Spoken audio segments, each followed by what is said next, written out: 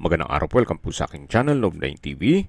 Patalasasan po, meron po ba kayong mga properties na napapabayaan or non-performing assets? Plan nyo ibenta, pero wala kayong oras sa pagbenta nito. Kung ito'y pagkakatiwala nyo po sa amin, tawag lang po kayo sa aking numero, usap po tayo, gawin ko po ng video for free. Yes, libre po, wala po kayong babayaran. Tutulungan pa namin kayong mabenta ang inyong property. Kami na po bala sa marketing, sa boosting or paid ads.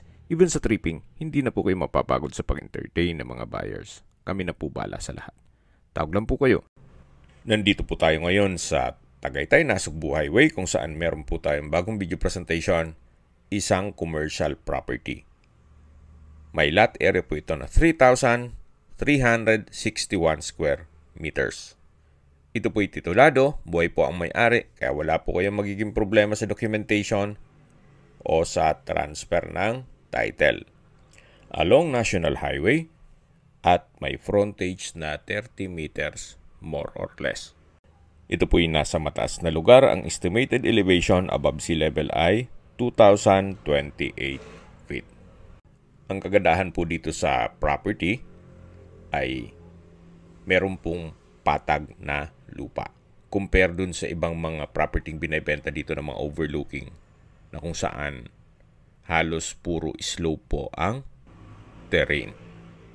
So yan po, makikita nyo naman mula po sa highway, medyo slope ng konti. Then pagdating dito sa baba ay patag na patag po. At kung sakali man po naghahanap kayo ng mga heavy equipment, yan pong nakikita nyo ay for sale po yan. Kaya ng 10-wheeler, then itong excavator, loader, at meron din pong mini dump truck na 6-wheeler. So halos mga hindi po yan nagamit, gawa ng nag-stop operation na po si owner sa pag-develop na kanyang property. Kahit po magkaroon ng building sa lower part, na kung saan iba na rin ang may-ari, wala pa rin pong obstruction. Tanaw nyo pa rin po ang bayan ng Laurel at ibang parte ng Batangas. Yan po, tunghayin nyo po, napaganda ng tanawin, napakaaliwalas. So maganda rin pong lagyan nyo ito ng commercial building, then paupahan ninyo, then yung dulong part ay pwede nyo lagyan ng inyong bahay bakasyunan. Yan po yung Taal Lake and Volcano. Napaganda pong pagmasdan. Kaya kung sakali man po na plano nyo maglagay ng coffee shop o restaurant, magandang spot na rin po ito. So yan po ulit yung mga heavy equipment. Kaya kung sakali man na pagpapatuloy nyo itong project at ma-acquire itong property, pwede rin makinegotiate na rin tayo kay owner dyan sa mga heavy equipment. Marami na rin pong mga kapitbahay dito na mga restaurants and coffee shop. So develop na po ang area at marami na rin pong turista na dumadayo dito sa Tagaytay. Kaya mas madali na po mag-market ng inyong produkto o negosyo. So yan po, tunghayin nyo po itong napagandang lupain kung saan yung nakita nyong structure, yan po yung harapan ng highway. Then meron na pong dalawang building sa katabi nito. At yung buong stretch po ng Tagaytay Nasugbu Highway ay marami na ring mga business establishments. Okay, habang pinagmamasdan nyo po itong kapaligiran, pag-usapan na natin ang distance, location at travel time. Mula po sa Twin Lakes, isa sa mga pasyalan sa Tagaytay, ang distance is 2.6 kilometers at ang travel time is 3 minutes. Then mula naman po sa Mendez Crossing, ang distance is 6.3 kilometers at ang travel time is 11 minutes. Mula naman po sa Mahogany Beef Market, ang distance is 7.2 kilometers at ang travel time is 17 minutes.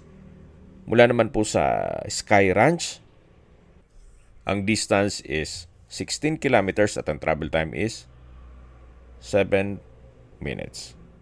Mula naman po sa Tagaytay Rotonda, ang distance is 11.2 kilometers at ang travel time is 20 minutes. Kumpleto na rin po doon gaya ng malls, hotels, restaurants, banks, schools, church, at hospital.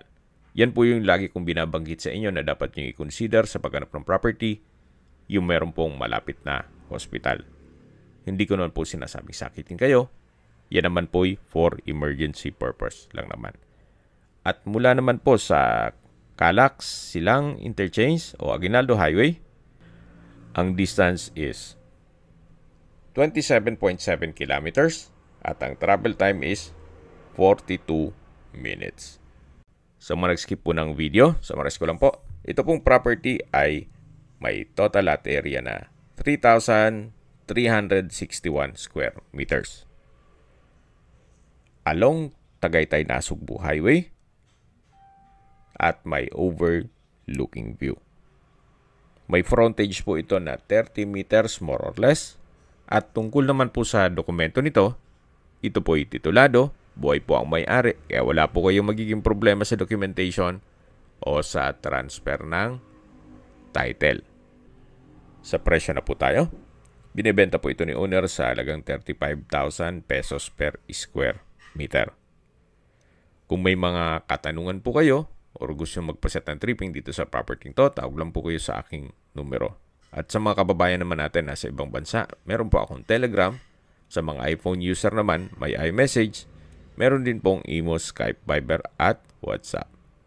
Same number lang po, 0917-316-3399. Sa mga nagtatanong naman po ng aming Facebook, meron po aming Facebook page na Nov9TV at Facebook Real Video. Meron din pong TikTok at Instagram. May ibang YouTube channel po kami, the Nov9TV channel, Nov9TV Listings, Nov9TV On The Spot, Nov9TV Updates, at Nov9TV House Rental.